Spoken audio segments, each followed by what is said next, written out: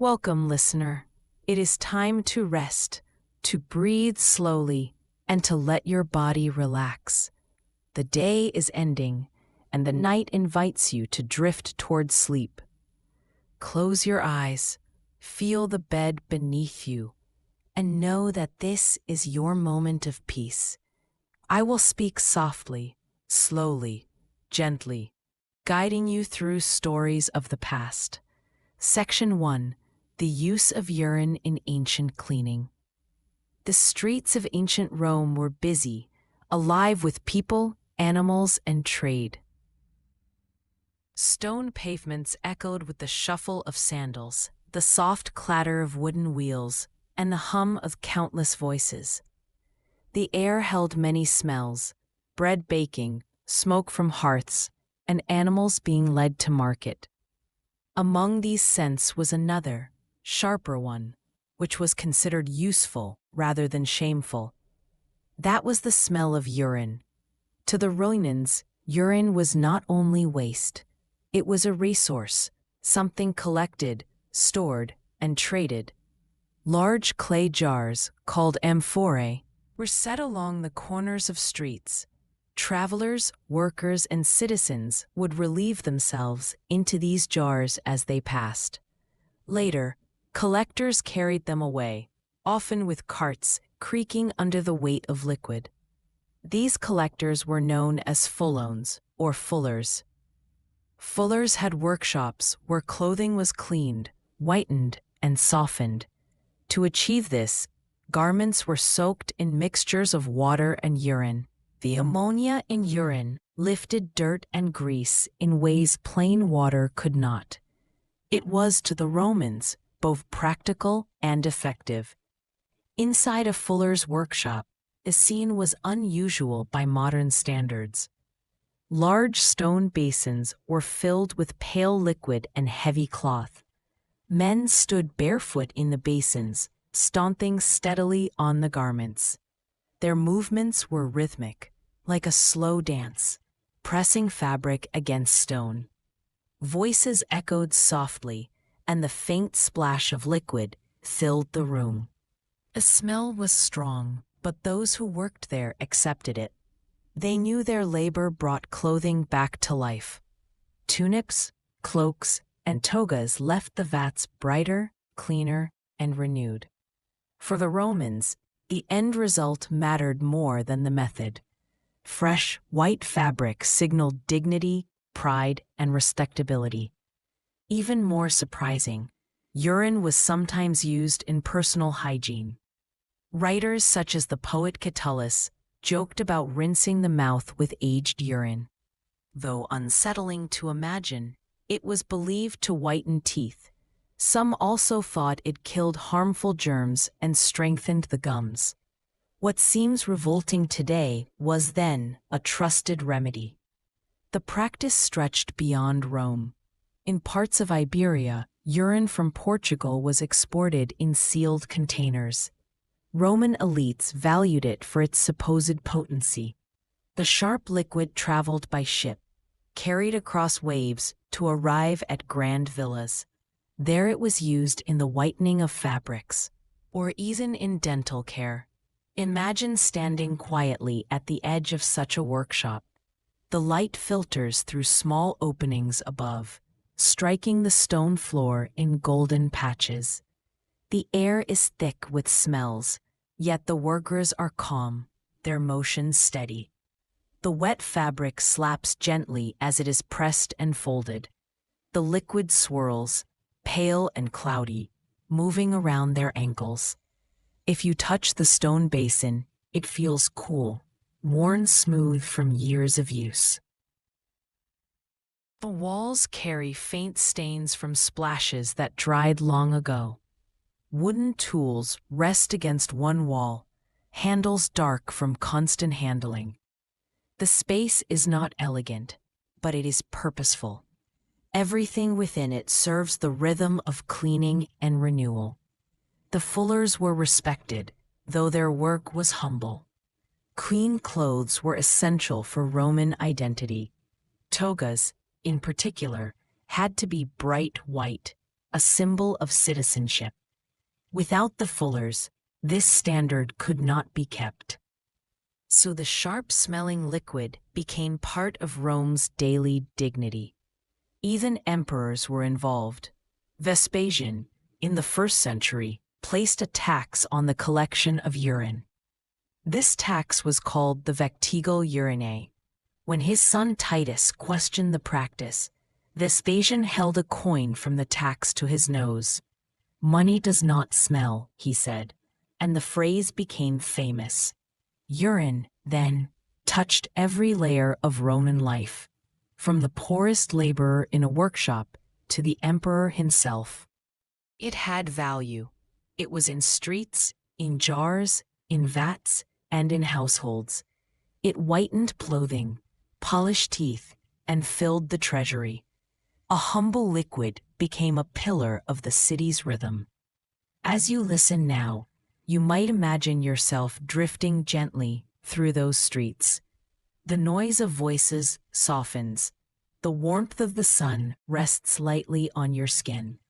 You pass one of the great clay jars, rough to the touch, standing at a corner. You hear the faint splash within as someone makes their contribution.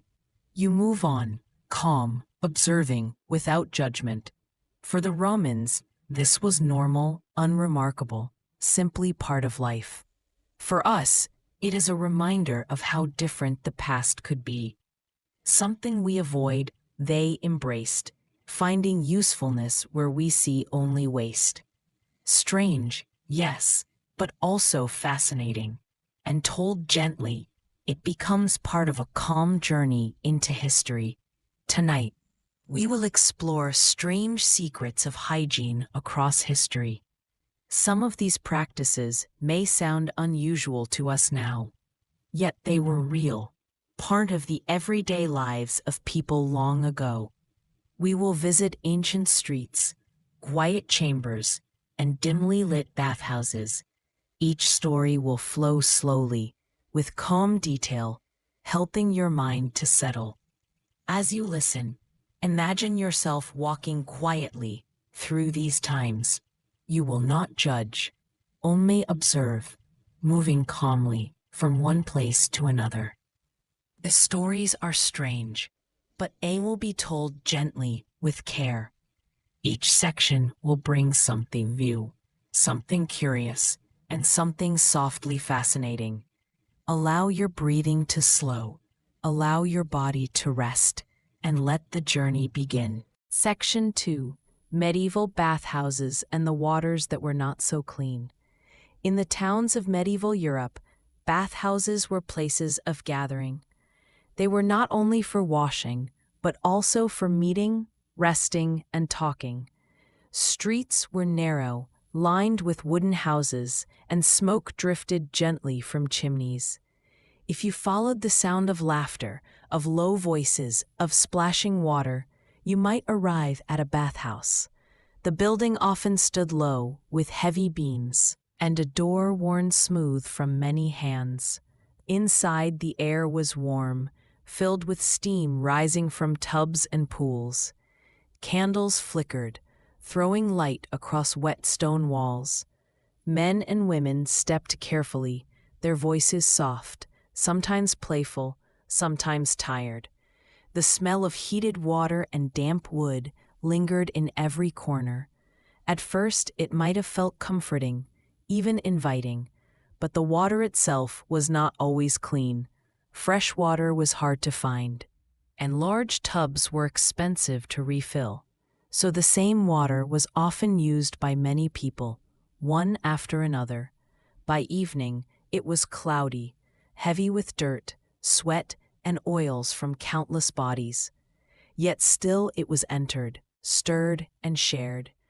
Herbs were sometimes thrown into the baths to mask the smell.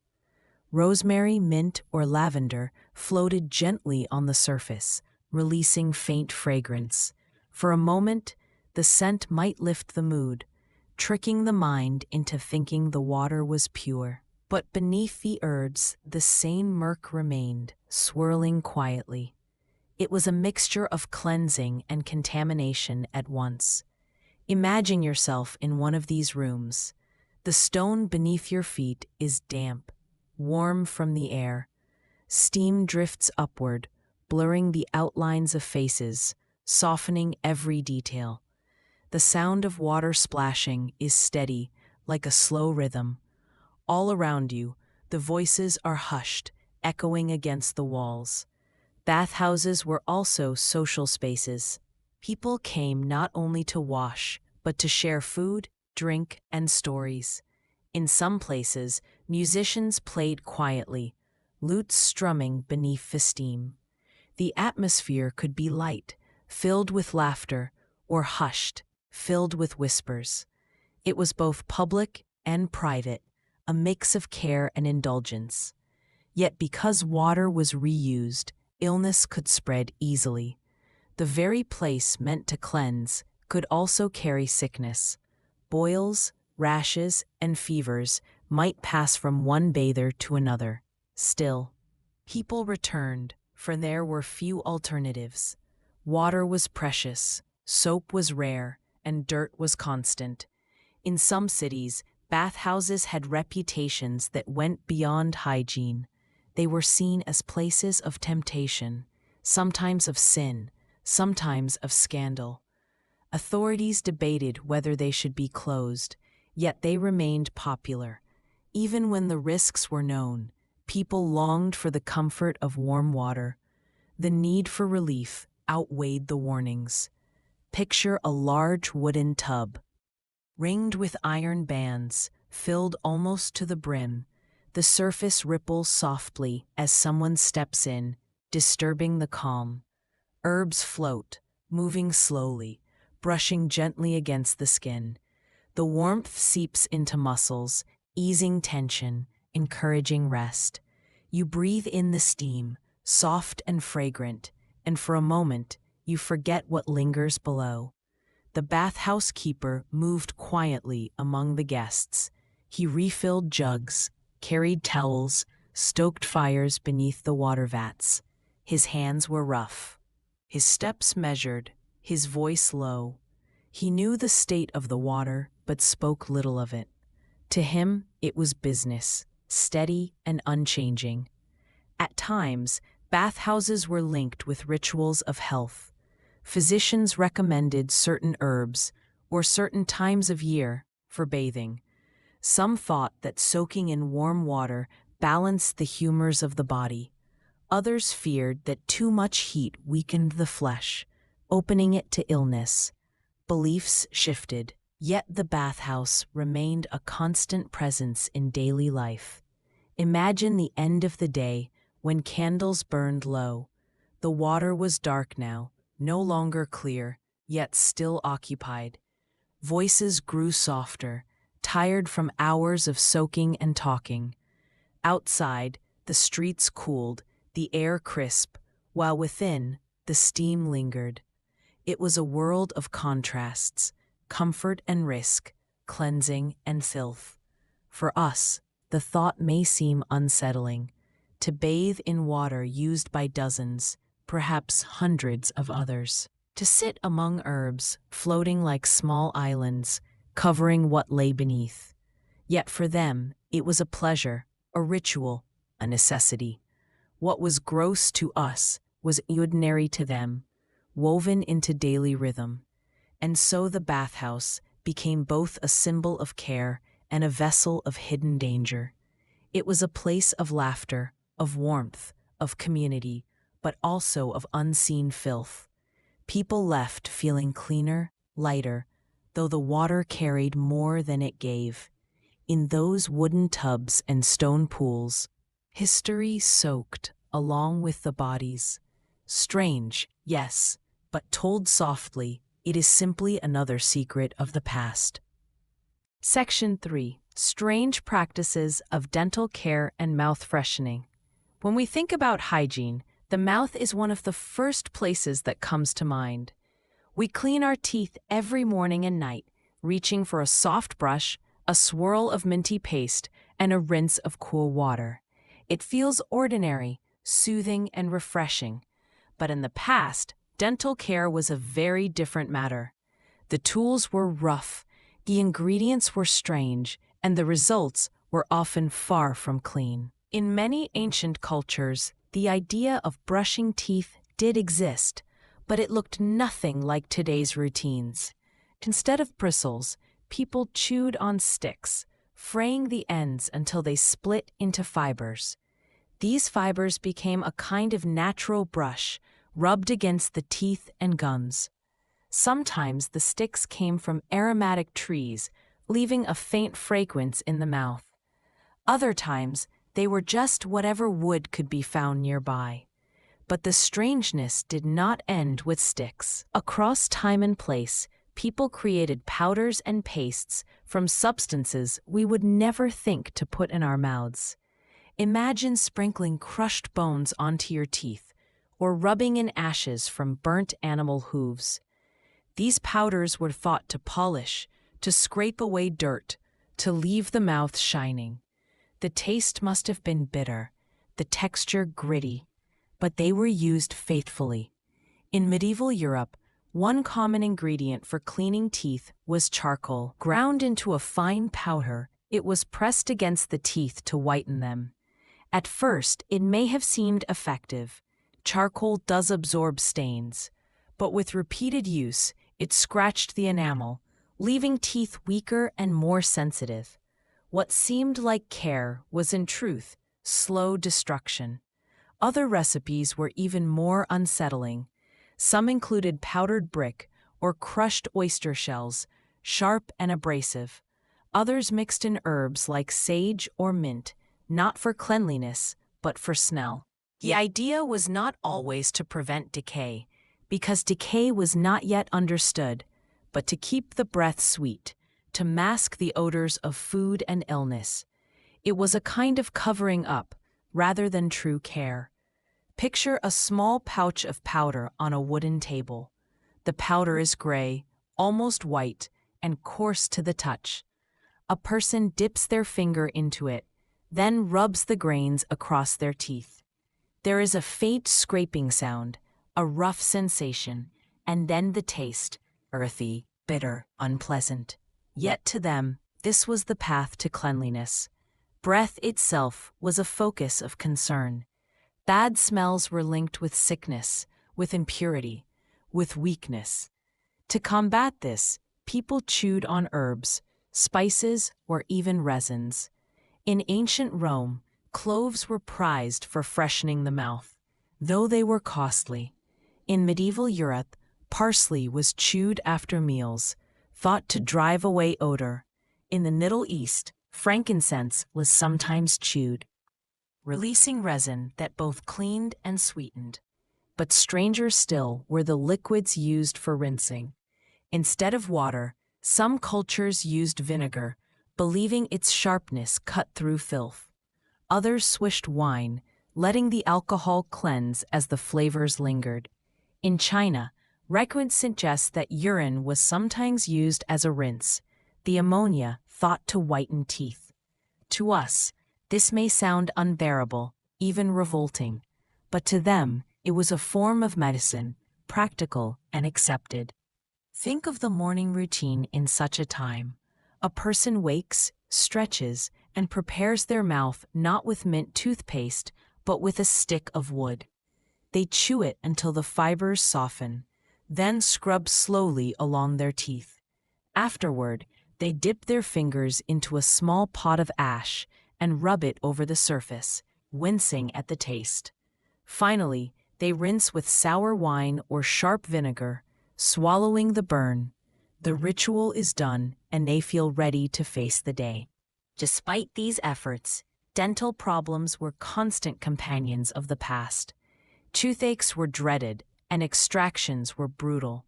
Without anesthetic, a tooth was pulled with force, often causing more pain than relief.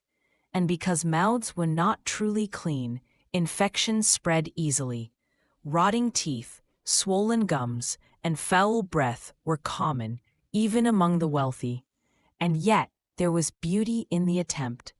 People cared deeply about appearance, about the smile they showed to others. White teeth were a mark of health and charm. So powders and rinses were treasured. Even when they did more harm than good, they carried hope. The hope of looking well, of smelling pleasant, of feeling clean. Imagine the intimacy of these small moments. A woman in a quiet room, gently scrubbing her teeth with a fragrant twig. A man at his table, chewing parsley slowly after a heavy meal. The fire crackling, the night air cool, and in those small acts, a sense of care, of dignity. It was not our way of hygiene, but it was theirs, shaped by what they knew and what they had. When we look back, the methods may seem gross, even shocking. Ashes, bones, vinegar, urine. Strange companions for a mouth.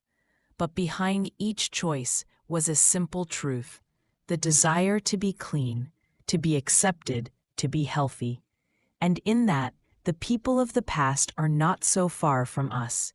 They sought freshness as we do. Though their tools were different, their understanding incomplete. So the next time you brush your teeth with soft bristles and mint, remember these old rituals. The powders, the sticks, the rinses, the strange and the unpleasant. They are quiet secrets of history, whispers from another time. Not so clean, not so safe, but deeply human. Section 4. Body odors and ancient deodorant alternatives. When we think of personal hygiene, one of the first worries that comes to mind is body odor. Today, we handle it easily. A shower with soap, a swipe of deodorant, a spritz of perfume. The routine feels natural, invisible, something we rarely pause to consider.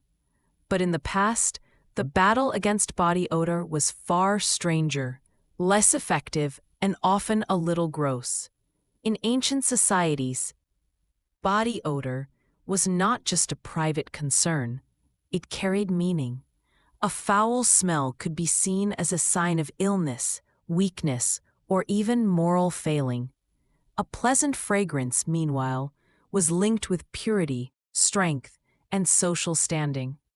Because of this, people went to remarkable and sometimes very peculiar lengths to mask their natural scent. Bathing itself, as we have seen in other parts of history, was not always frequent. Water was not readily available everywhere, and cultural attitudes toward bathing shifted dramatically. In medieval Europe, for example, people often avoided bathing altogether, fearing that warm water opened the pores and allowed disease to creep in. This left body odor as a daily reality, one that had to be managed with whatever remedies were at hand. So what did they use instead? One of the most common tools was powder. Long before modern deodorants, people dusted themselves with crushed herbs, dried flowers, and even chalk. The idea was not to stop sweat, but to soak it up, to cover its smell with something more pleasant. Imagine a small pouch of dried lavender tied to a belt, or a handful of powdered rose petals dabbed onto the skin. The scent was light, fleeting, but it gave the illusion of freshness. Yet powders were not always so gentle. In some recipes, alum, a naturally occurring mineral salt, was ground into a fine powder and rubbed into the armpits. Alum actually works, reducing bacteria that cause odor. But in its raw form, it could be rough and irritating, leaving skin red and sore. Still, people used it faithfully, seeing it as a small price to pay for staying fresh. In ancient Egypt, fragrance was elevated almost to an art. Perfumes were made from oils, resins, and flowers, blended with skill and care. The wealthy would coat themselves in scented ointments, their skin gleaming with a mixture of oil and myrrh. Even cones of perfumed wax were sometimes placed on the head, melting slowly in the heat and releasing fragrance throughout the day. It may sound excessive, but in a hot climate, with sweat unavoidable, These perfumes created a moving cloud of sweetness that masked what lay beneath. The Romans, too, loved their perfumes.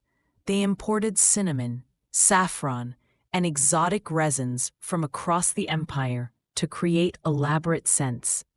Wealthy citizens might apply oils after a bath, not only to smell pleasant, but to show status. Perfume was expensive, and the stronger or more unique the blend, the more it displayed wealth and taste. To the Romans, smelling good was not only hygienic, it was a symbol of civilization itself. But there were also less glamorous methods. In medieval Europe, some believed that vinegar washes could help fight odor. The sharp, acidic liquid was dabbed onto the skin, thought to kill the bad vapors that caused smell. Others went even further, washing their armpits with wine or rubbing garlic directly on the skin. The result must have been questionable, trading one strong smell for another, but at least it gave the sense of doing something. And then there were the amulets and charms. In times when smells were thought to carry disease, some people wore protective items to ward off miasma, the invisible, foul-smelling air thought to spread illness. A pomander, for example, was a small ball filled with spices, resins, and herbs. Worn on a chain or held in the hand, it gave off a steady fragrance. Not only did it mask the wearer's scent, but it was also believed to shield them from sickness. In a crowded street or marketplace, the gentle clove and cinnamon scent of a pomander must have been comforting. Consider for a moment the daily life of someone in the Middle Ages. Bathing is rare, water is cold and untrustworthy, and soap is a luxury. Sweat accumulates after long days of work, and clothing is heavy, rarely washed. To manage, they might rub sage leaves under their arms, sprinkle dried rose petals into their garments, or carry a pomander tucked at the waist. The effort was real, but the results only partial. The mix of herbs, sweat, and unwashed fabric created a fragrance that was complicated. Even so, people were deeply aware of odor. Court records and personal letters from the past sometimes mention complaints of foul smells, especially in close quarters. Marriages, friendships, even business deals could be influenced by how someone smelled. To smell pleasant was to show care for oneself. To smell foul was to invite judgment. At times, the concern with odor took extreme forms. Some medical texts suggested cauterizing sweat glands to reduce odor, a dangerous and painful practice. Others recommended plucking underarm hair, thought to trap sweat and intensify the smell. Each method shows just how far people were willing to go in their quest for freshness. And yet, for all their efforts, odor remained a constant part of life. It hung in crowded streets, lingered in halls, clung to clothing. Perfumes and powders softened it. Charms and amulets tried to banish it, but it was always there.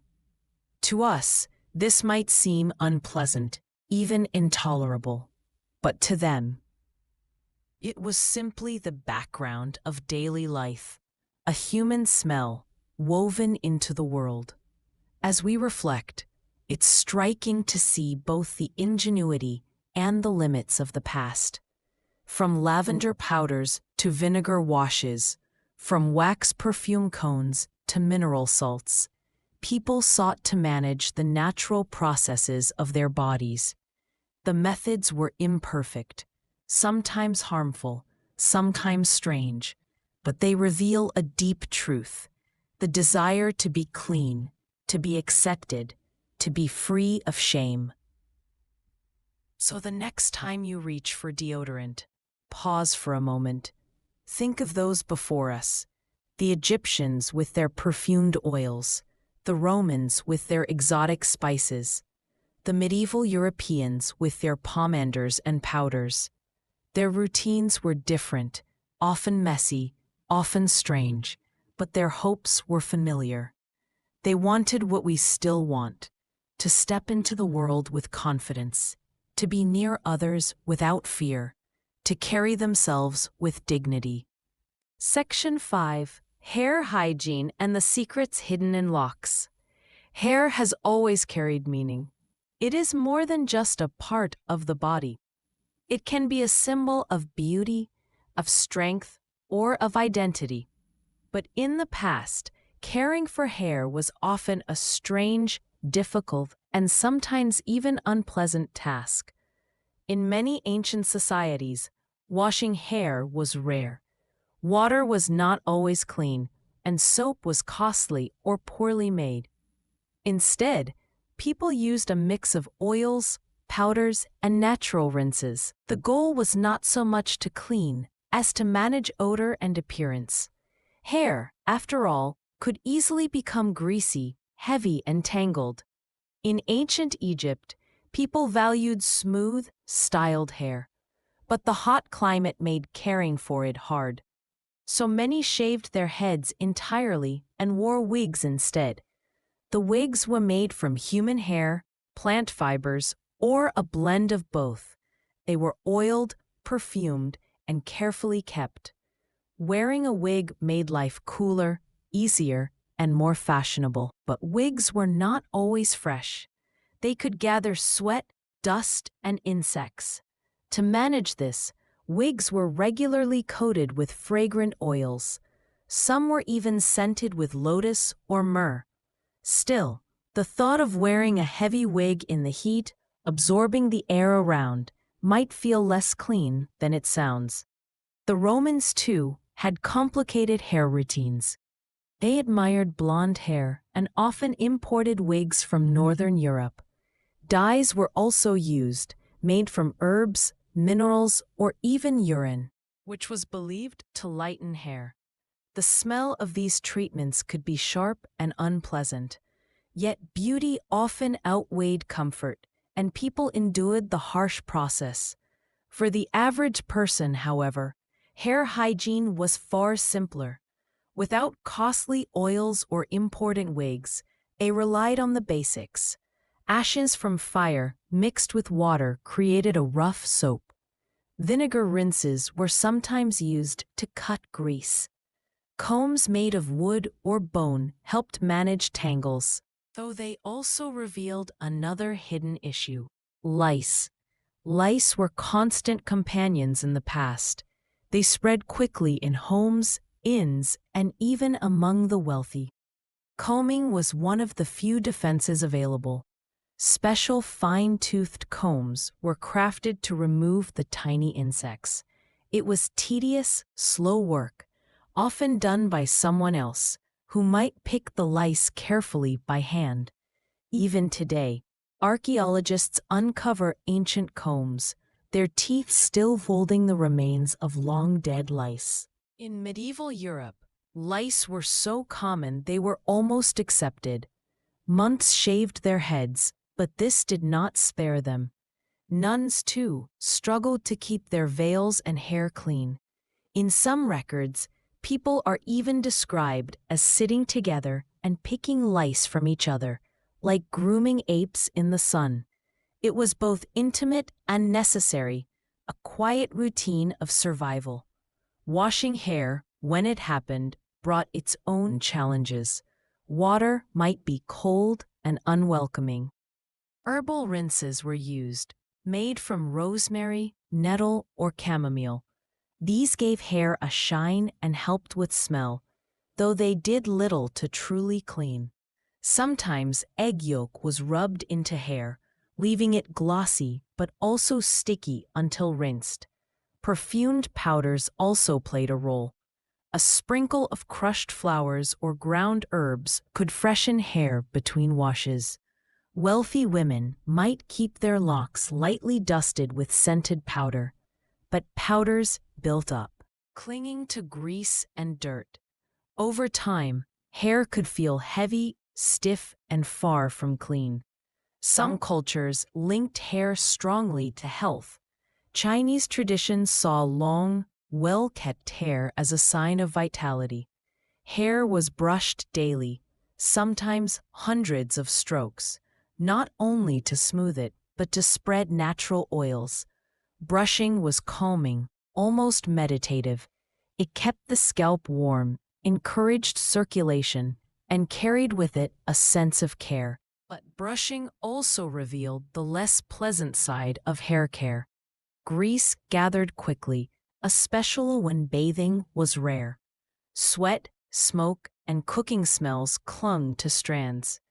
Without modern shampoo, the scent of hair could be earthy, sour, or smoky. People accepted it, covering it with perfume or herbs, but it was always present. Among the bizarre, some treatments stand out. In Europe, ashes mixed with lye water were used to wash hair, creating an early form of soap. But lye is caustic, burning the skin and damaging hair. Still, people tolerated it, desperate for some feeling of cleanliness. Others applied animal fat or butter to soften hair, only to leave it greasy and rancid after a time. Social status could also be seen in hair care. The wealthy could afford scented oils, fine combs, and servants to manage their locks. The poor had little choice but to tie hair back, cover it with cloth, or leave it unwashed. This created a strong divide, not only in how people looked, but how they smelled. The scent of perfumed hair was a sign of luxury, while the odor of unwashed hair marked hardship. Even so, across cultures, hair remained precious. It was cut in mourning, shaved in punishment, or offered in devotion. It carried identity and pride. The strange, imperfect methods of keeping it clean show us how much it mattered, despite lice, grease, and the limits of their tools. People never stopped caring for their locks. As we imagine these routines, we can picture the quiet scenes. A Roman woman seated by a mirror as a servant oils her wig. A medieval family gathered in firelight, combing through each other's hair for lice. An Egyptian applying perfumed wax, waiting for it to melt in the sun. Each scene is simple, ordinary, yet filled with the very human wish to feel clean, cared for, and presentable. And so, hair hygiene from the past may seem gross, even shocking at times. But beneath the grease and lice, the powders and oils, lies something we still share today. The act of brushing, washing, styling, each is a ritual of self-respect. It is a way of facing the world, no matter how small the tools, no matter how strange the methods. Section 6. Medieval teeth and the strange ways people tried to clean them. Teeth are small, but they carry a big story. They chew our food, shape our words, and frame our smiles. In the past, people valued them as much as we do now. But keeping them clean and healthy was a very different matter. In medieval Europe, daily toothbrushing as we know it did not exist. There were no neat plastic brushes, no tubes of minty paste. Instead, people used whatever was near at hand. Often, this meant chewing sticks, cloth, or simple rinses. The goal was not a sparkling white smile, but a mouth that felt fresher. One common practice was to rub teeth with cloth. A piece of rough linen could scrape away food particles. Sometimes ashes or salt were added for grit. The taste was harsh, but it gave the feeling of cleanliness. This method worked, but it also wore down enamel over time. Chewing sticks were another tool. A small twig, softened at one end, could be rubbed against the teeth. This practice was seen in many parts of the world, from the Middle East to Asia. In China, fragrant woods like mulberry were sometimes used. In India, neem twigs were valued for their antibacterial qualities. But in medieval Europe, tooth powders were especially popular. These powders could be made at home or bought from an apothecary. They were mixtures of herbs, spices, and abrasive materials. Crushed eggshells, pumice, or even ground bone were used. Mint, sage, or cinnamon added flavor and fragrance. The recipes varied, and so did the results. Some powders polished teeth gently. Others were far too harsh, scratching enamel and making decay more likely. People could not see the long-term effects. They cared more about the immediate feeling of freshness. Strange ingredients also made their way into these powders.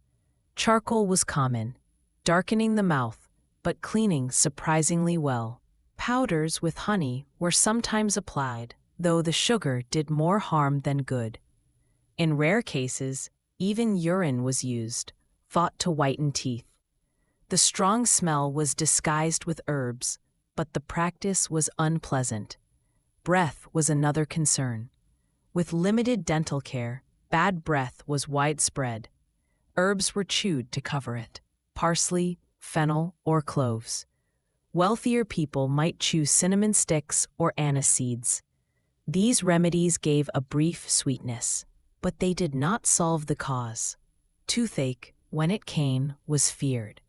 Without dentists as we know them, relief was limited. Herbal poultices were applied to swollen gums. Garlic, onion, or vinegar might be pressed against the tooth. When pain grew unbearable, the last resort was extraction. Tooth pulling was brutal. It was done with pliers or even bare hands. There was no anesthesia, no clean instruments.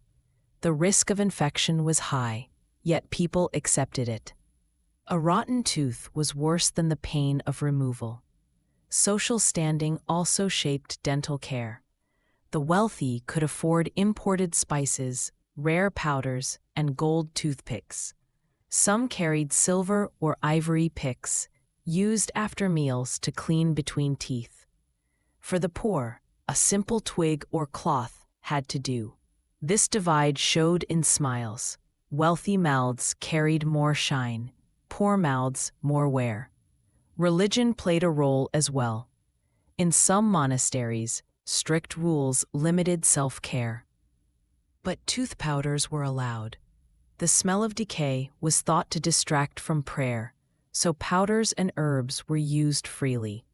Monks might chew fennel or mint to keep breath light during chanting. Cleanliness of the mouth became linked with spiritual discipline. Across cultures, other practices thrived. In Japan, blackened teeth became a mark of beauty and status. The dye, made of iron and vinegar, protected enamel and reduced decay. Though strange to outsiders, it carried prestige. It showed loyalty, adulthood, and care. In contrast, Europeans admired white teeth. They were seen as a sign of youth and health. Powders promised whitening, though many damaged teeth instead. Letters and poetry sometimes praised a lover's smile, comparing it to pearls. The dream of bright teeth was timeless, even when reality fell short. Still, many lived with decay and loss. Cavities spread easily in a world without dentists. By middle age, many had missing teeth, blackened stumps, or painful infections. This was accepted as part of life. A gap-toothed smile was common, even normal. Yet for all the decay, the effort to care remained. Chewing herbs, rubbing cloth, sprinkling powders. These small acts carried meaning. They gave comfort, a sense of control, a brief moment of freshness. Even when tools were crude, the desire for clean teeth was the same as ours. It connected them to us across centuries.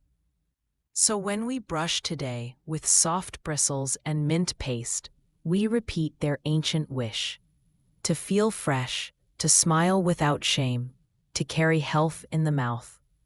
Their ways may seem gross, even painful, but they remind us of resilience. They show us that even in hardship, people reached for dignity. And in every grain of powder, every chewed herb, there was hope for a better smile. Section 7. Dirty clothes and how people tried to clean them. Clothing is more than protection from the weather. It carries warmth, identity, and even status. But in the past, keeping clothes clean was a challenge unlike anything we experience today.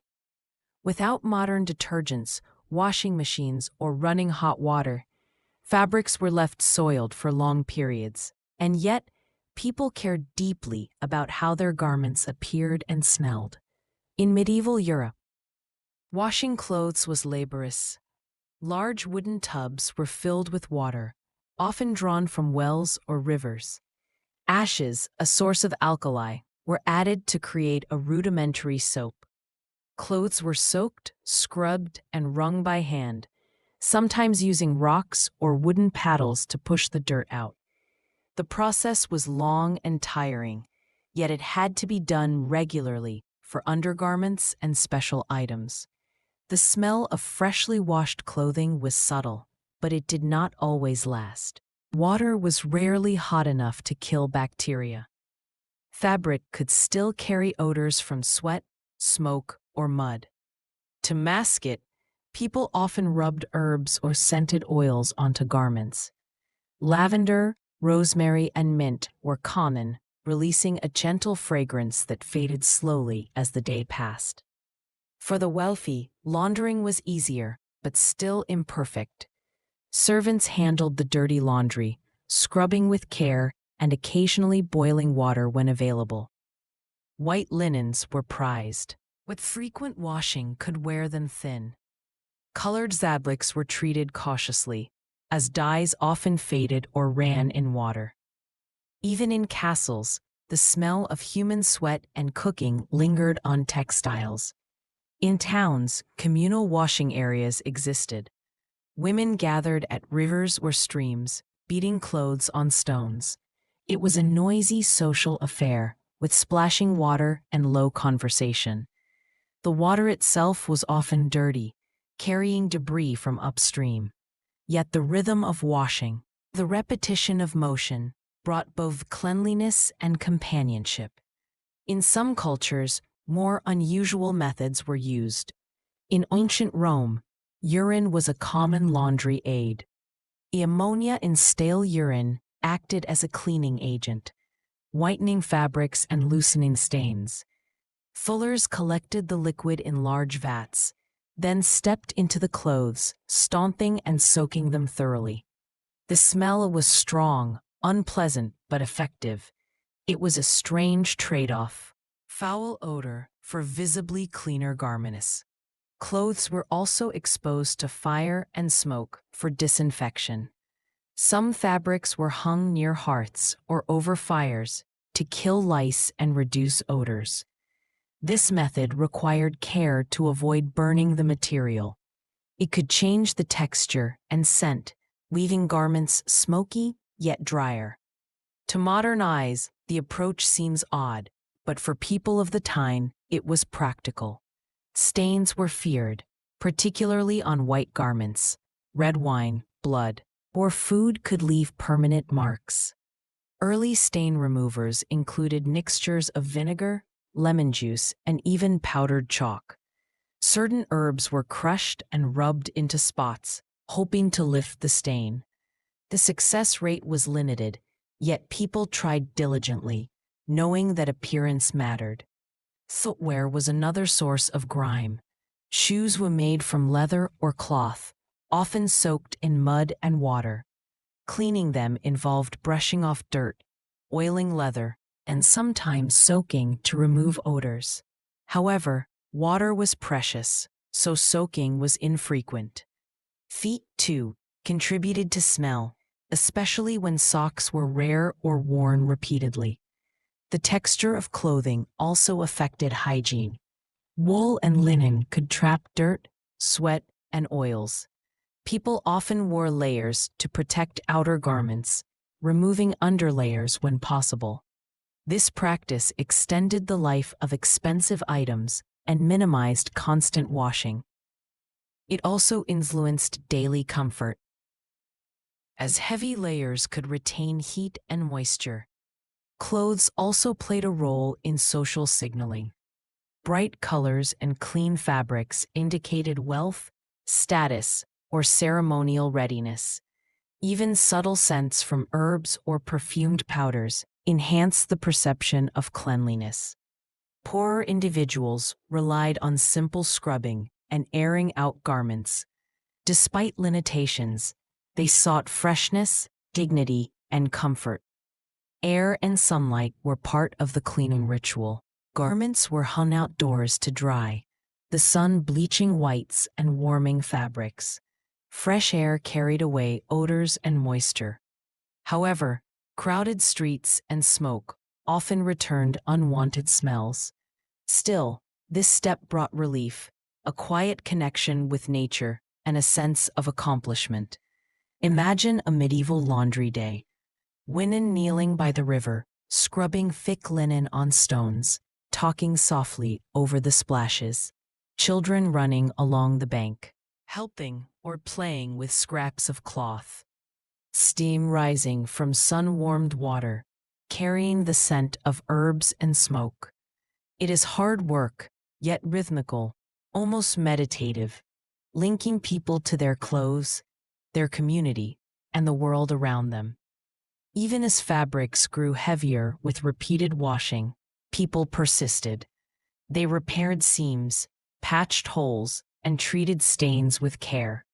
Each clean shirt, dress, or undergarment represented effort, pride, and attention. Though hygiene was imperfect, these routines brought comfort and structure to daily life. And so, while we now have machines, detergents, and hot water, the past shows remarkable ingenuity.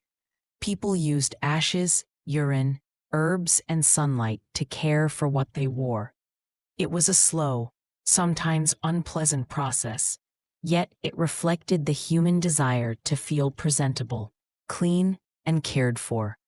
The next time you hang clothes to dry or fold a freshly laundered shirt, remember the rhythms of the past, the weight of water, the scent of herbs, the gentle motion of hands on fabric. Even in the dirt and the smell, there was care and a quiet dignity in their efforts. Section 8. Toilets, chamber pots, and other sanitation secrets. Sanitation is a part of life that is often unnoticed today. We use toilets easily, wash our hands, and flush away waste without thought. In the past, these routines were very different, often strange and sometimes unpleasant. Yet people still found ways to manage what was natural, to stay as clean as possible. In medieval Europe, chamber pots were common. These small containers were kept in bedrooms, often under the bed at night. They allowed people to relieve themselves without going outside, especially in winter. Some were simple clay, others porcelain for wealthier households. After use, the contents were emptied into the street or a cesspit. The streets themselves carried a heavy burden. Open drains ran alongside houses, carrying human and animal waste. The smell could be strong, especially in crowded towns. People walked carefully, avoiding puddles of mud mixed with waste. Yet in the busy streets, the routine of disposal became ordinary, almost unnoticed. Public latrines existed in some towns. They were often long benches with holes, lined up over a drainage channel. People sat side by side, sometimes chatting as they went. Water flowed beneath to carry away the waste, though it was rarely clean. The experience might feel communal, but it did little for personal privacy. In wealthier homes, toilets were more advanced. Some castles and manors had garderobes, small rooms built over moats or pits.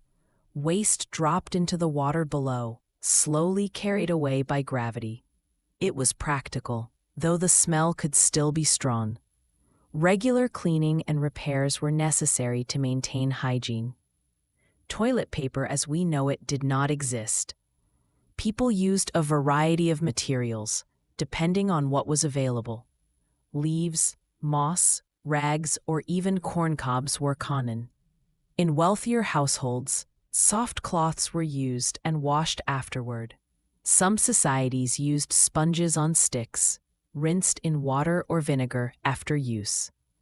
Bathing before and after using the toilet was not common. Water was precious and often reserved for drinking and cooking. Instead, herbs and fragrances were used to mask odors. Lavender, rose petals, and even crushed mint could help keep the room or the body smelling less foul. It was a small comfort in an otherwise challenging environment. The smell of waste was not only unpleasant, but also feared for health. Miasma, or bad air, was believed to carry disease. Doctors recommended keeping latrines away from living spaces.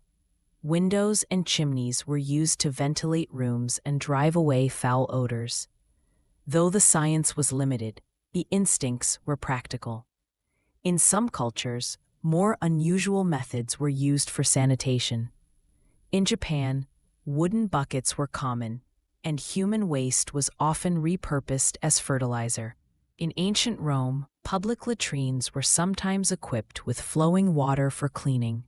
Sponges on sticks were shared, rinsed in running water or vinegar between uses. The communal nature could be uncomfortable, yet it served practical needs. Children learned these routines early.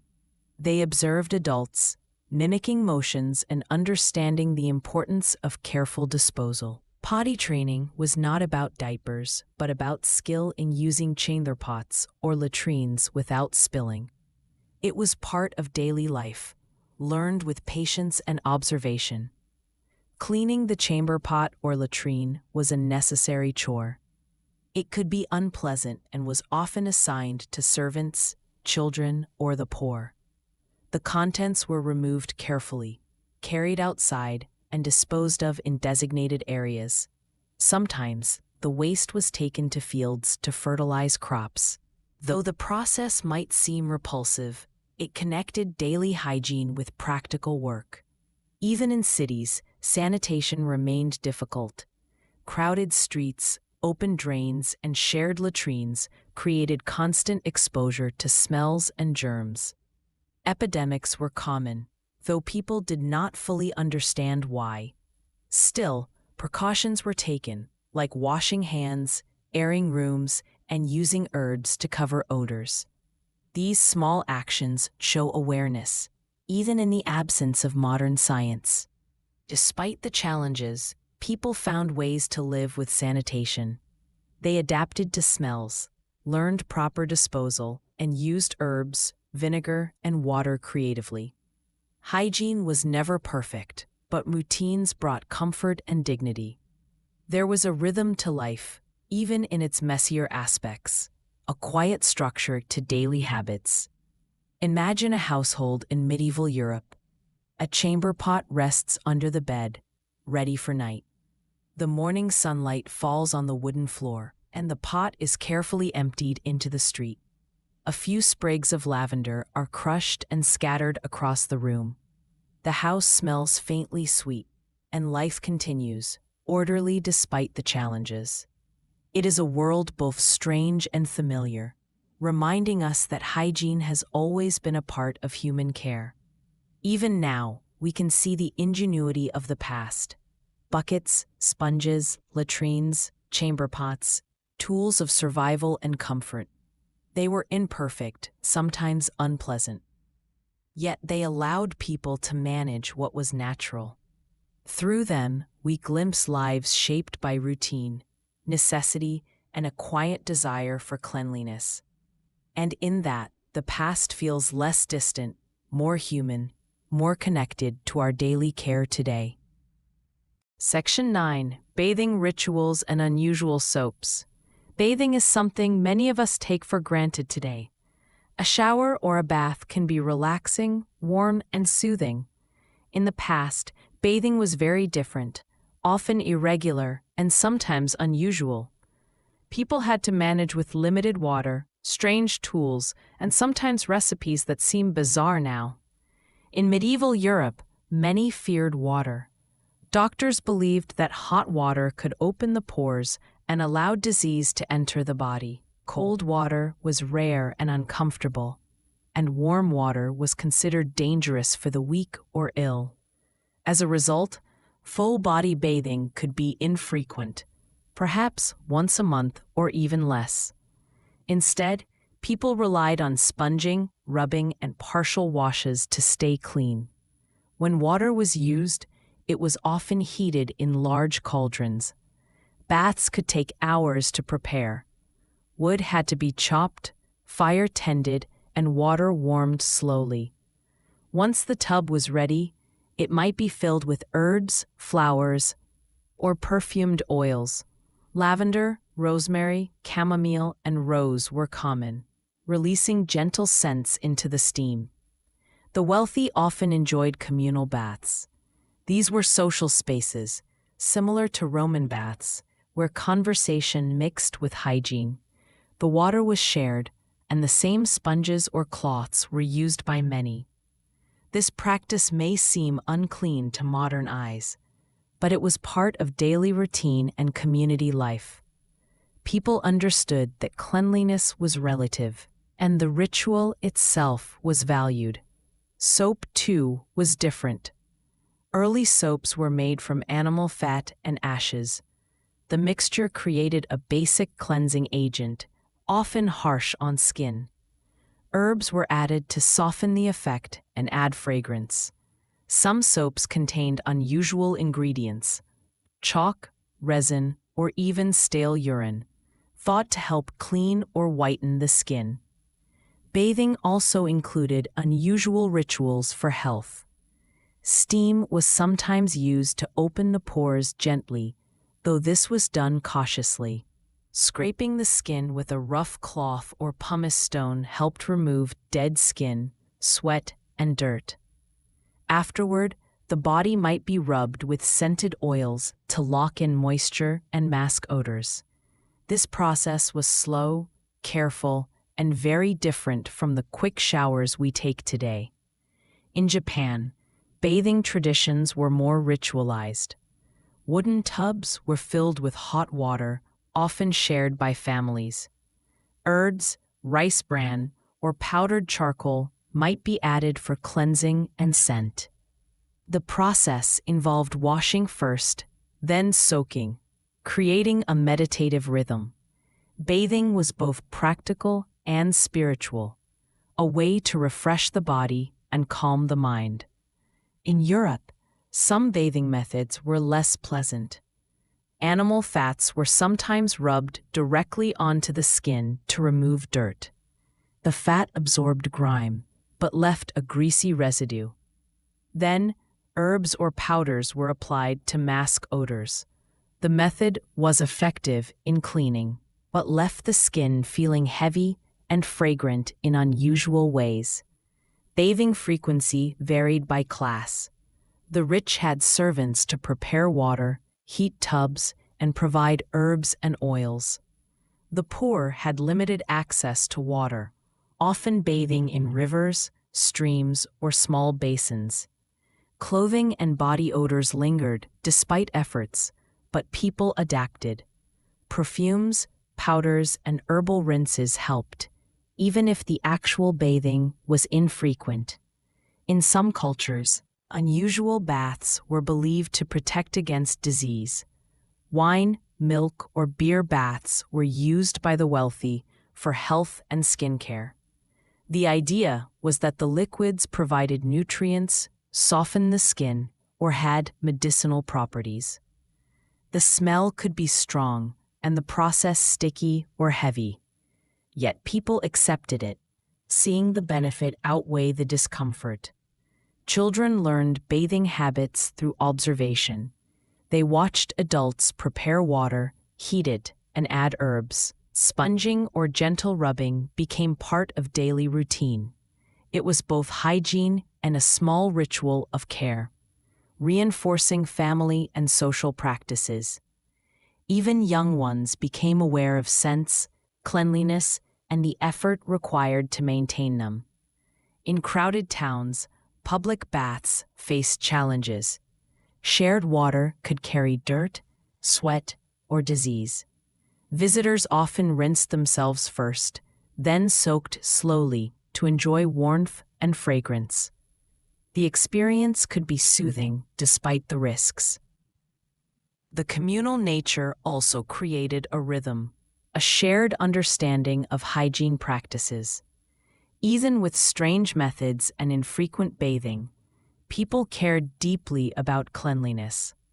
Herbs, oils, powders, and unusual soaps were all attempts to feel fresh and protected.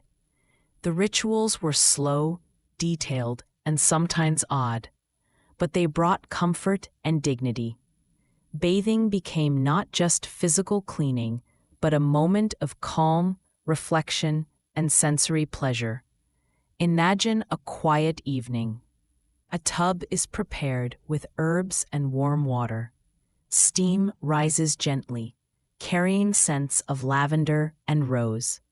Hands dip into water, gently rubbing the skin, following a rhythm learned through years. The body feels warm, soft, and slightly fragrant, ready to face another day.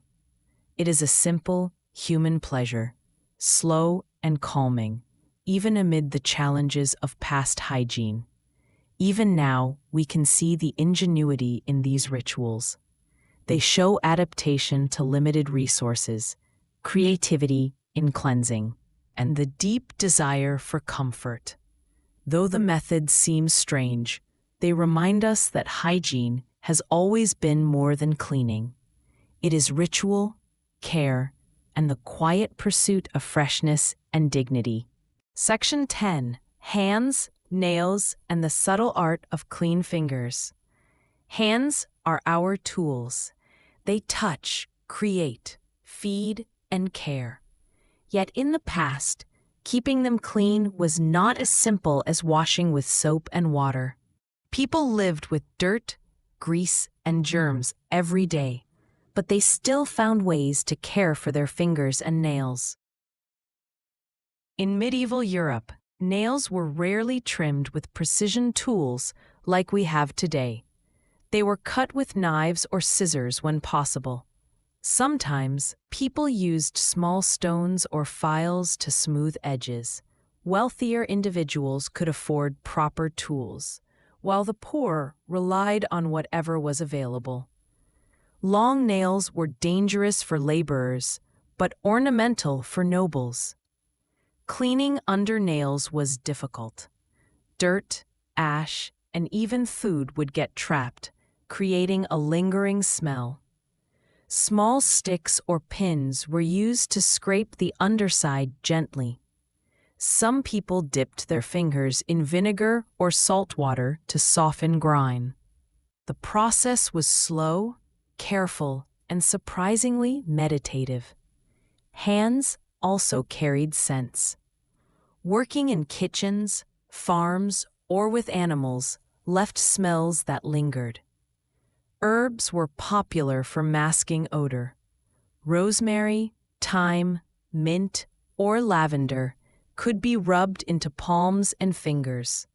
It was a subtle form of hygiene, not only for cleanliness, but also for social comfort.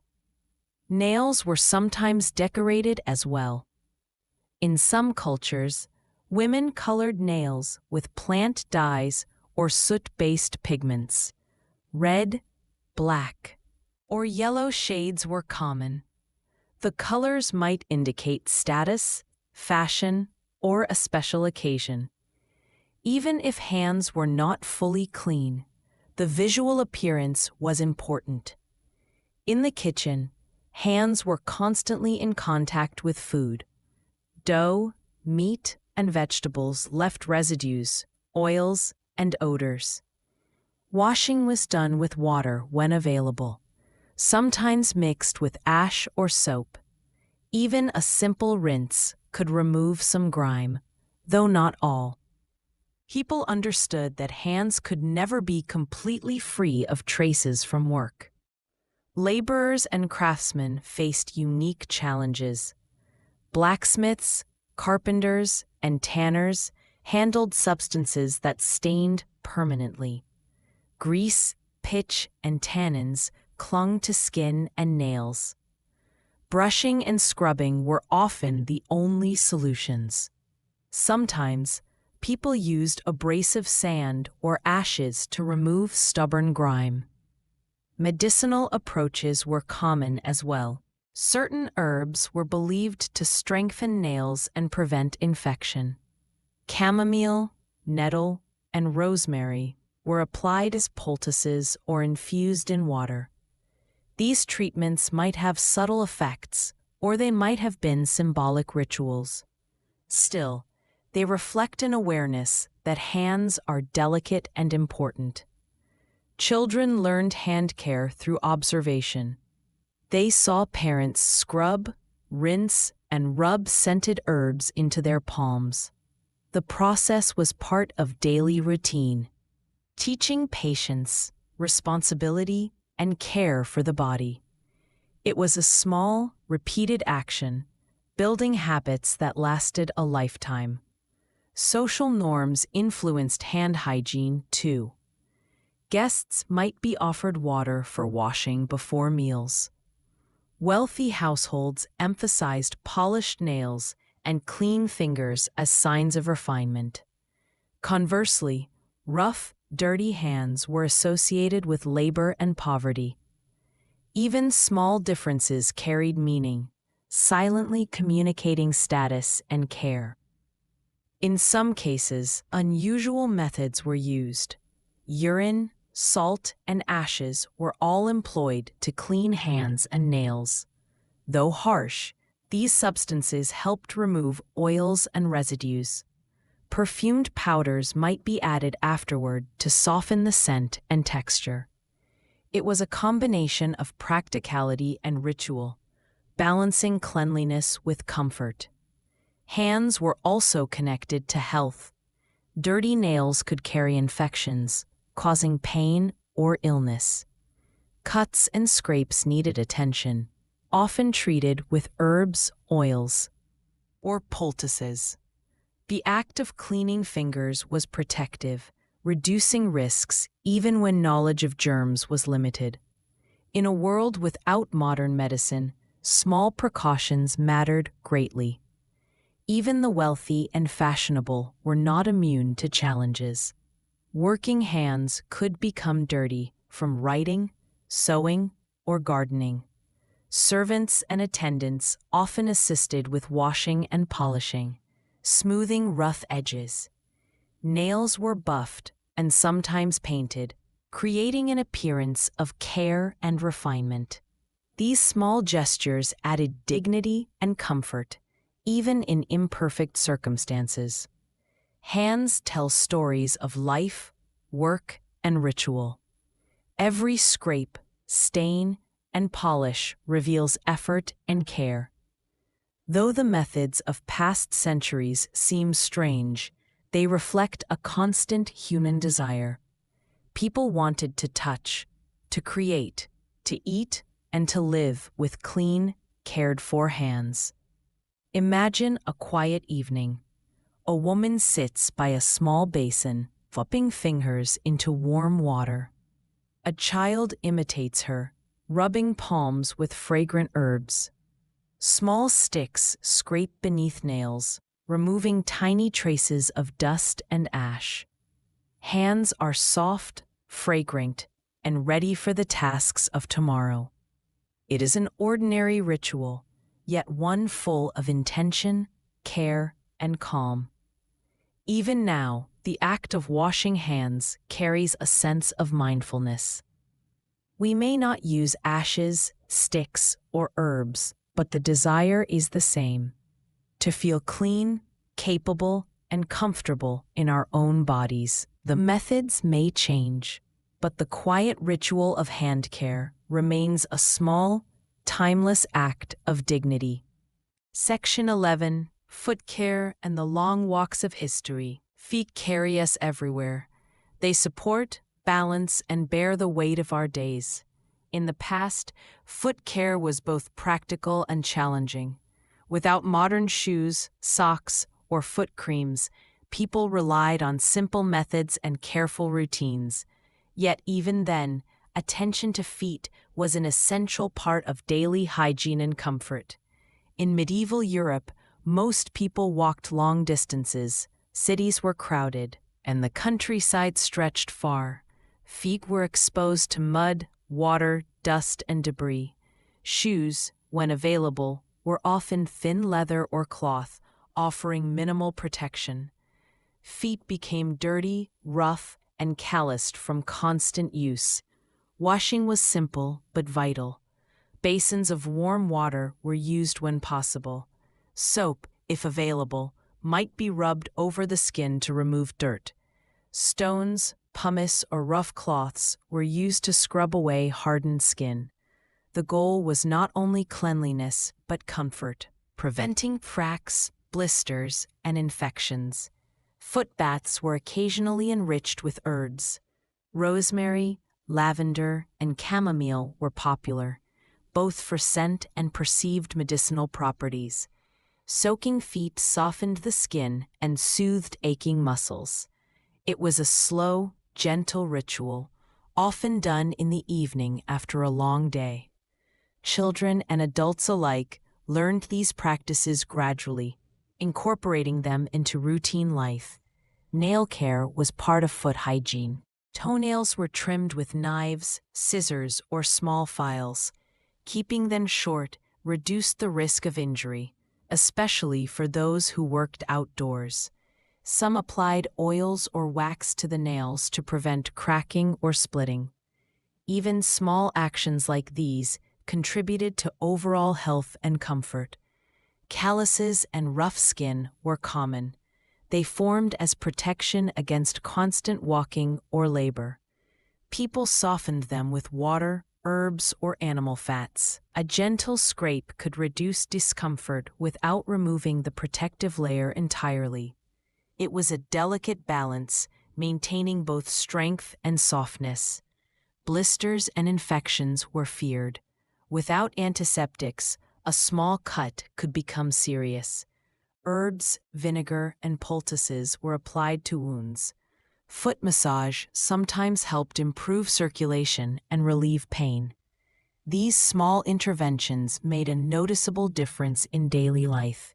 Shoes themselves required care. Leather shoes were cleaned with water, oils, or even urine in some cases, which softened the material.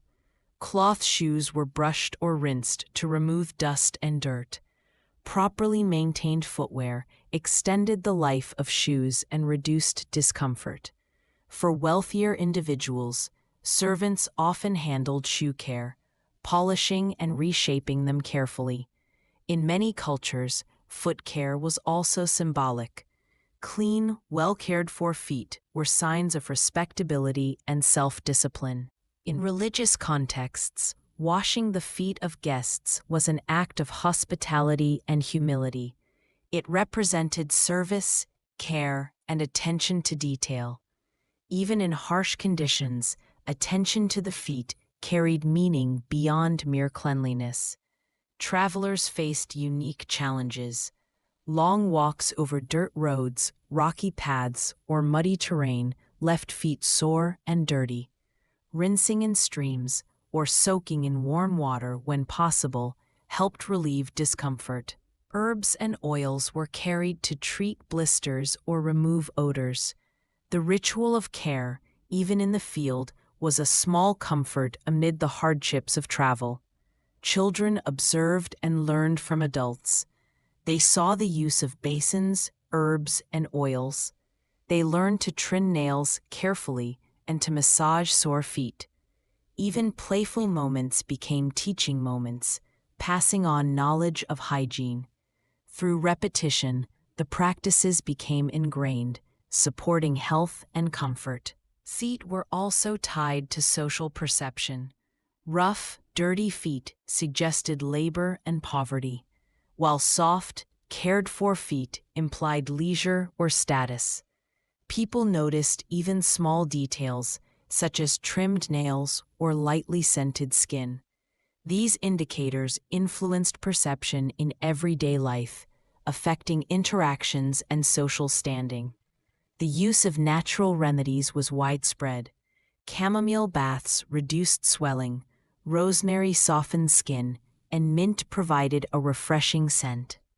Foot care was both practical and sensory, engaging touch, smell, and sight. It offered relief, comfort, and a sense of control over one's body. Even with simple tools and materials, people found ways to care for their feet. Soaking, scrubbing, trimming, and massaging formed a quiet ritual. It was a rhythm of care, attention, and mindfulness.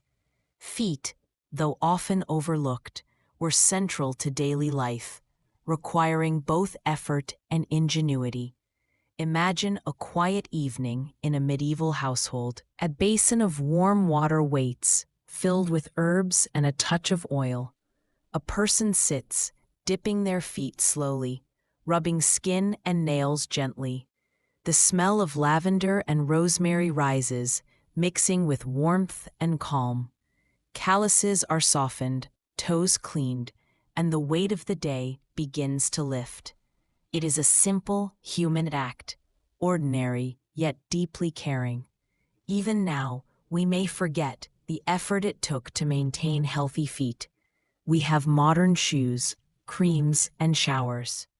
But the past reminds us that small rituals, even in hardship, bring comfort, dignity, and calm. Every soak, scrub, and careful trim connects us to generations who valued the quiet art of caring for their feet. Section 12. Hair Care and Scalp Secrets of the Past. Hair is more than decoration. It signals health, hygiene, and identity.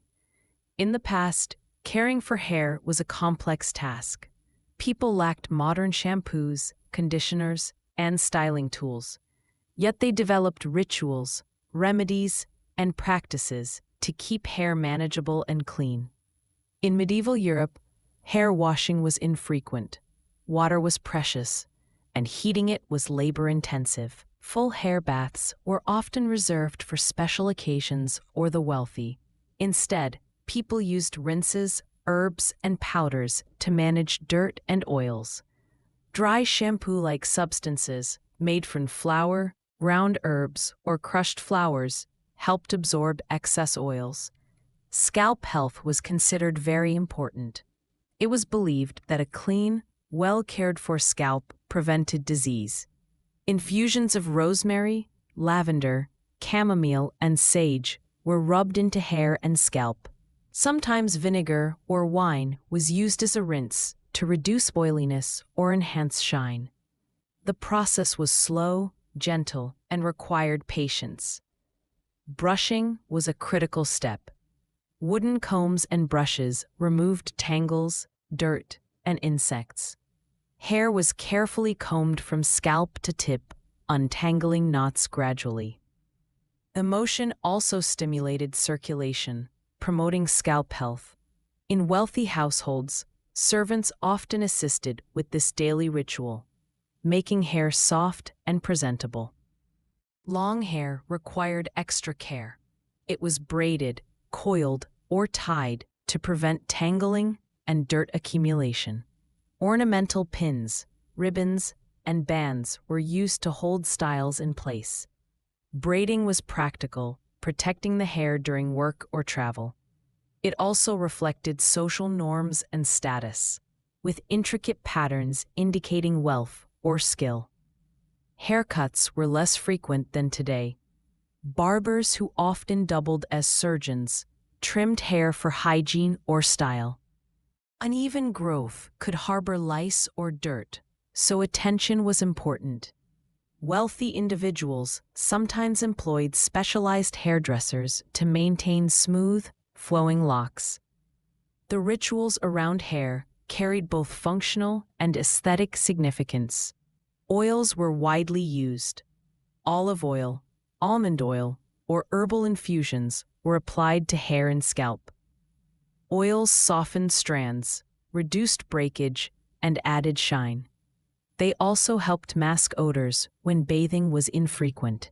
Applying oil was done with gentle hands, massaging it into the scalp for health and comfort. In some regions, hair powders and fragrances were popular.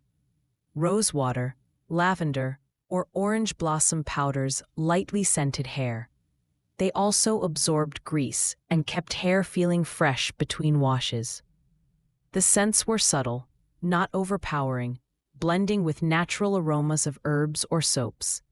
It was a quiet, sensory part of daily life. Children learned hair care gradually. Mothers or older siblings demonstrated brushing, combing, and braiding. Even small hands were taught to apply oil or rub herbs into the scalp carefully. These rituals reinforced hygiene, patience, and attention to appearance. Over time, children became capable of managing their hair independently. Hair was also tied to health and belief. Some cultures believed that unkempt hair could attract illness or misfortune. Cleansing and grooming were seen as protective measures. Herbs infused in water, rubbed into the scalp, or applied as powders were thought to strengthen hair and body. Even if the science was limited, the practices provided comfort and routine. In urban environments, hair faced additional challenges. Smoke, dust, and grime could settle in strands. Washing and combing were essential to maintain a sense of cleanliness. Fragrant herbs or powders helped mask odors from crowded streets. Despite limited water and resources, people adapted with creativity and care. Special occasions demanded extra attention. Braiding, curling, and ornamenting hair were part of ceremonies, celebrations, or visits. Gold or silver pins, flowers, and ribbons were added for beauty and symbolism. Even with limited bathing, the appearance of hair could be maintained, showing pride and social awareness. The effort was slow, deliberate, and calming, a quiet ritual amid daily life. Imagine a household in medieval Europe. A basin of water, lightly scented with herbs, sits ready. A mother dips her hands, gently applying the liquid to her child's hair. Combs detangle strands carefully, oils massage the scalp, and braids are formed slowly. The scent of rosemary and lavender rises gently into the room. It is a quiet, meditative moment, combining hygiene, care, and calm. Even with strange methods and infrequent washing, people valued hair care deeply. It was a reflection of health, hygiene, and social identity. Herbs, oils, powders, and careful combing transformed ordinary routines into rituals of comfort. The past shows us that hygiene was not just cleaning, it was sensory, mindful, and calming. Through these practices, people connected to their bodies, their homes, and each other. Section 13. Oral hygiene and the subtle art of clean teeth. Oral hygiene is often taken for granted today. We brush, floss, and rinse daily, sometimes without much thought. In the past, cleaning teeth was a slower, more unusual process.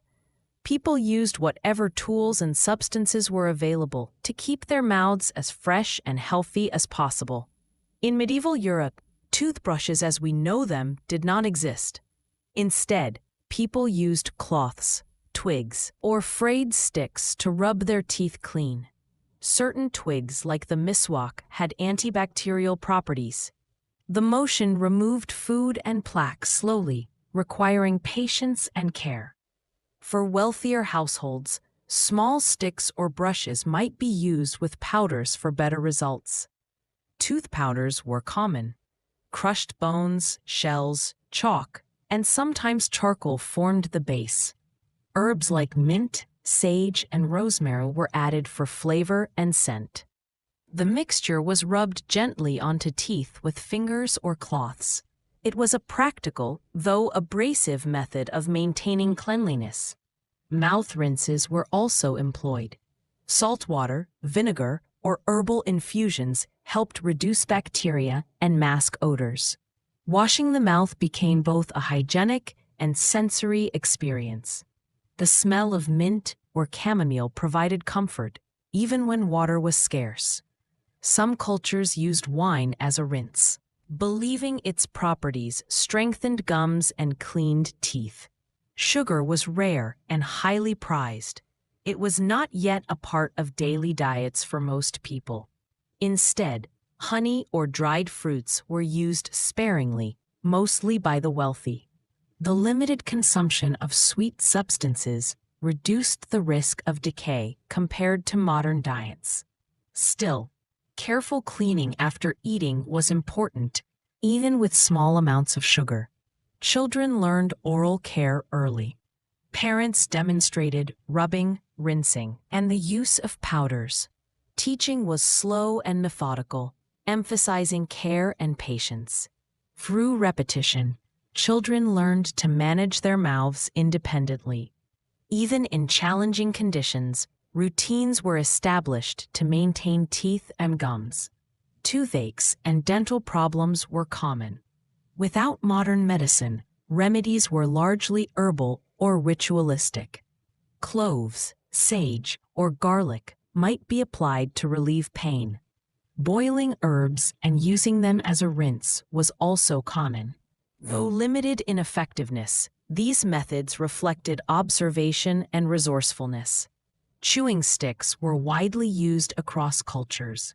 They served both as brushes and stimulants for the gums. The fibers of certain twigs cleaned teeth while massaging the gums gently. It was a natural, calming practice, connecting hygiene to daily movement and rhythm. The ritual itself provided reassurance and a sense of control. In urban centers, strong odors and dust made oral care more important. Street smells, smoke, and food residues lingered in the mouth. Rinses and powders helped reduce these effects. Even with limited water, people adapted, finding ways to keep mouths reasonably fresh. The process was quiet, deliberate, and mindful. Social perception played a role. Clean teeth suggested good habits, wealth, or refinement. Conversely, neglected teeth were associated with labor or low status. People noticed even small differences, from brightness to breath. Maintaining oral hygiene was both practical and socially meaningful.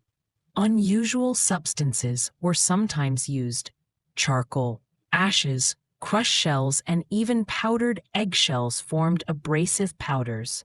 Some people believed these cleansers strengthened teeth and whitened enamel. Though harsh, they were widely accepted and carefully applied. The focus was on methodical cleaning, not comfort alone. Herbs were often added for flavor and protection. Mint, sage, rosemary, thyme, and chamomile were popular choices. They not only masked odors, but also provided a calming, familiar scent. The act of rubbing herbs into teeth and gums became a quiet, ritualistic routine. Even if not scientifically perfect, it offered comfort and a sense of cleanliness. In some cultures, chewing and grinding herbs also served medicinal purposes. They were believed to strengthen gums, prevent disease, and improve digestion. The act of oral care became both physical and symbolic, representing health, attention, and ritual. People understood that even small actions could have a lasting effect. Imagine a quiet evening. A small basin of water is prepared, a powder of herbs and chalk ready. Hands dip in, rubbing gently over teeth. massaging gums and rinsing the mouth. The smell of sage and rosemary rises softly, mixing with calm and stillness. Children mimic adults, learning the rhythm, the gentle motions, the care. Even in an imperfect world, the mouth feels clean, protected, and cared for. Through these practices, people maintained dignity, health, and comfort. The methods may seem strange to us, but the principles are timeless. Attention, care, and ritual were at the heart of oral hygiene. Even without modern tools, people found ways to preserve their teeth and their calm. The past reminds us that hygiene is not only physical, but also mindful, slow, and comforting. Section 14. Clothing, linen, and the gentle art of clean fabrics. Clothes are our constant companions.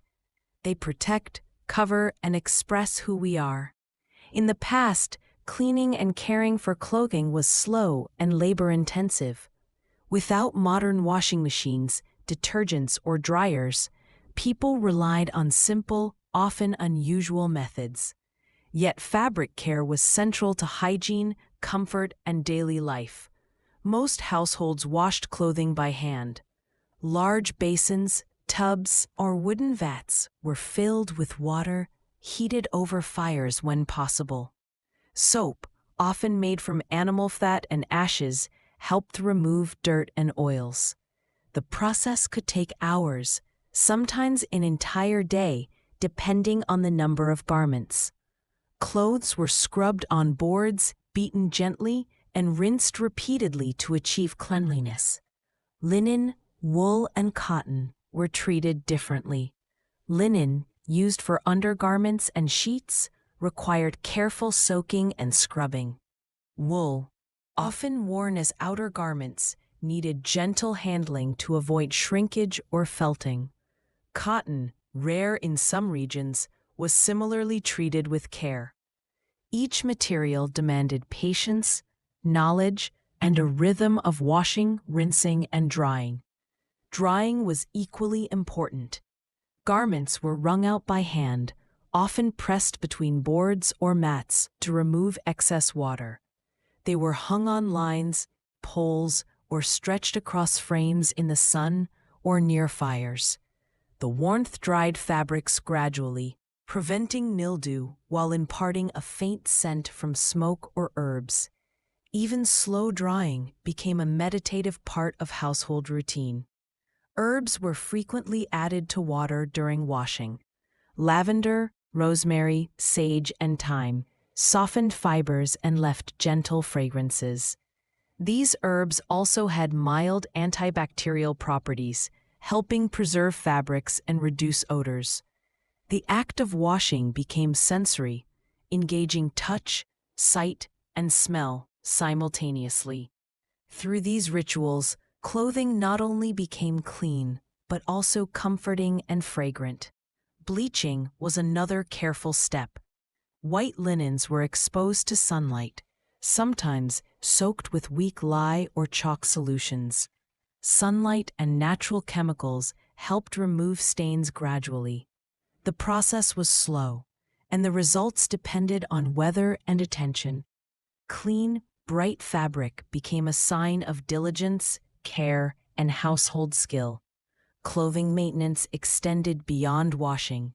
Mending was a continuous task, repairing tears, reinforcing seams, and replacing worn areas. Needles, thread, and patches were always at hand. Even minor tears were addressed promptly to prevent further damage. This quiet, repetitive work became a ritual of attention and mindfulness. Footwear and gloves also required care. Leather was cleaned with water, oils, or vinegar to remove dirt and soften the material. Cloth shoes were brushed or lightly scrubbed to remove dust and grime. Gloves, sometimes lined with fur or silk, needed delicate handling to maintain softness. Caring for all parts of clothing ensured comfort, hygiene, and longevity.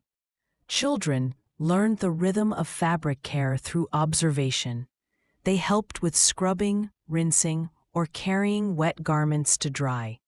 Even small tasks taught patience, attention, and the importance of routine.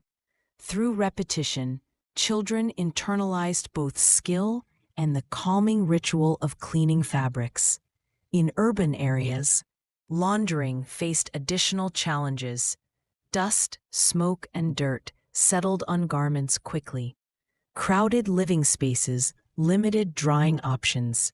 People adapted by rotating garments, using scented herbs, or washing smaller pieces more frequently. Despite obstacles, routines persisted, ensuring cleanliness and comfort. Laundry was also social. Women often gathered to wash clothes together at streams, rivers, or public washhouses. Conversation, song, and rhythm accompanied scrubbing, rinsing, and hanging garments.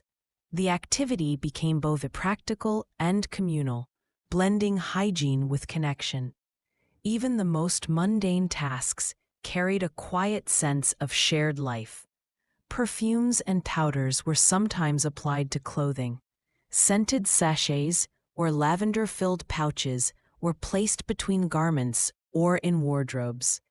This practice masked odors, softened fabrics, and provided subtle comfort. The ritual was sensory, gentle, and calming, enhancing both hygiene and atmosphere. Clothing also reflected social status. Well-cared-for fabrics signaled wealth, refinement, or care. Neglected garments indicated labor, poverty, or indifference. People noticed even subtle differences in cleanliness, texture, and scent. Attention to clothing became an extension of personal hygiene and dignity. Even with the laborious methods of the past, people achieved remarkable results. Soft, fragrant, and clean fabrics were a source of comfort and pride. The quiet rhythm of washing, scrubbing, rinsing, and drying became a daily meditation. Every garment carried the effort, care, and intention of those who touched it. Through these practices, the act of caring for clothing became a gentle, mindful ritual. Imagine a warm afternoon. A large wooden tub is filled with water, heated over a gentle fire. Hands dip garments, scrubbing and rinsing slowly. Lavender and rosemary release their scent into the air. Wet fabrics are carried outside, hum on lines to dry in the sun. The sound of water, the rhythm of motion, and the rising fragrance create a quiet, calming atmosphere. Even now, when laundry is effortless, the past reminds us of patience, care, and attention. Every scrub, rinse, and fold in earlier times was deliberate, slow, and mindful. Caring for clothing was not only practical, but also calming, engaging the senses and instilling comfort. Through these rituals, ordinary garments became symbols of hygiene, patience, and dignity. Section 15. The Rituals of Rest and Evening Hygiene. Evening is a quiet time. The sun sets and the day slows. People in the past used this time for rest, reflection, and hygiene. The rituals of the evening were as important as morning routines. They prepared the body and mind for sleep, comfort, and well-being. Evening washing was simple but deliberate. A basin of water was prepared, sometimes warmed over a small fire. Hands and face were washed, removing the dust, sweat, and remnants of the day. Herbs or scented water were often added for gentle fragrance. The process was slow, calming, and almost meditative. Feet were often soaked after a long day. Warm water softened rough skin, relieving aches from walking or labor. Oils or herbal infusions might be applied to soothe muscles and prevent cracks. Calluses were softened, and nails were checked carefully. It was a moment of comfort, connecting the body to care and attention. Hair was brushed and tended. Combs removed tangles, distributing natural oils along the strands. Oils or herbal treatments were applied to scalp and hair, softening and strengthening them. Braids or simple styles were arranged for the night, preventing tangles and discomfort. Even if water was scarce, attention to hair was part of the evening ritual. Oral care followed. Teeth were rubbed with powders or herbs, rinsed gently with water or herbal infusions. This simple act prevented discomfort, decay, and odor. It was also calming, a small gesture of self-care before sleep. Children learned these routines slowly, understanding that care at night was as important as during the day. Clothing and linen were also part of the ritual. Undergarments or nightwear were changed, sometimes washed and set aside. Sheets and blankets were smoothed, and bedding was arranged carefully. This ensured comfort during sleep and maintained cleanliness over time. Even small gestures, like tucking a blanket or folding garments, contributed to a sense of order and calm. Hands, nails, and face were checked again. Any minor irritations, dirt, or discomfort were addressed. Oils or creams were sometimes applied for protection overnight. These subtle actions brought comfort, reducing dryness, cracking, or roughness. The evening routine was an opportunity to restore balance and gentle care. In wealthier households, attendants assisted with evening hygiene. Hands, feet, hair, and oral care were all attended to slowly and thoroughly. The scent of herbs filled rooms, and the sound of water and soft movement created a calming atmosphere. Even with servants' help, the individual's participation maintained mindfulness and connection to the body. The ritual was both practical and meditative. Children's bedtime rituals echoed these routines. Small basins of water, soft cloths, and mild scents created familiarity and security. Parents demonstrated care, teaching brushing, rinsing, combing, and applying oils. Even storytelling accompanied these rituals, connecting hygiene with comfort and calm. Through repetition, children grew accustomed to a gentle rhythm that supported rest and well-being. Sleep itself was anticipated through these rituals. Clean bodies, soft linens, and comfortable clothing encouraged relaxation. Foot baths, gentle massaging, and hair care eased tension. Even simple washing of hands and face created a sense of closure for the day. Every step was quiet, deliberate, and mindful. Herbs, scents, and textures engaged the senses. Lavender, chamomile, rosemary, and rose were common companions. The gentle aroma rose from water, oils, or sachets placed near bedding. It soothed the mind and created a safe, comforting environment. Even without understanding the science, people sensed the calming effect. The evening ritual also had social significance. Families shared quiet moments, teaching and observing one another's care. Respect for personal hygiene was instilled, linking health, comfort, and routine. Small touches, like arranging clothes or smoothing bedding, reflected care for oneself and others. The act of preparation became part of life's rhythm, connecting physical cleanliness to mental calm. Even in modest households, the evening routine mattered. Simple gestures, rinsing hands, applying oil to hair, or smoothing a blanket, provided comfort. People adapted to limited resources, using herbs, warm water, and small tools to maintain hygiene. The rhythm of evening care reinforced a sense of order, calm, and readiness for sleep.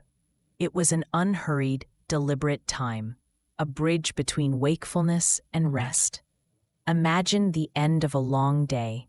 A basin of warm water rests on a wooden table. Hands, face, and feet are gently washed, scented herbs rising softly.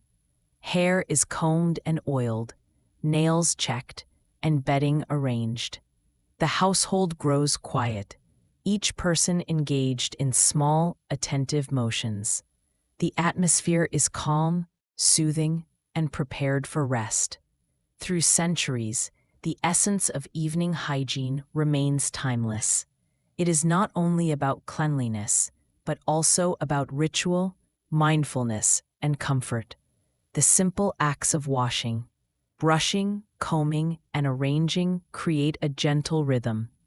Even in the most humble conditions, these routines provide security, calm, and care.